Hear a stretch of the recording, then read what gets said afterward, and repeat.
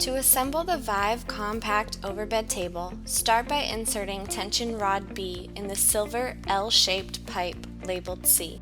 Then, insert tension washer E onto the end of the tension rod so that it fits flush with the hole of the L-shaped silver pipe.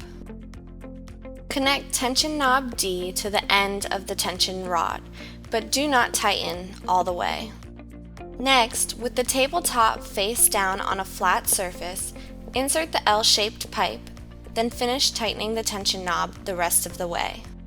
Grab the black frame pipe labeled G and slide it onto the L-shaped pipe. Then, attach and tighten the height adjusting knob labeled F to the black frame pipe. Last, you'll attach leg H with the locking wheels to the frame using an included I labeled bolt. Then leg J with the non-locking wheels using the remaining I bolt.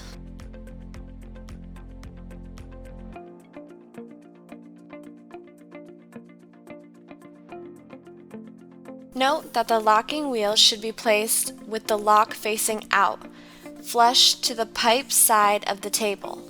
This way they can easily be locked and unlocked while underneath a bed.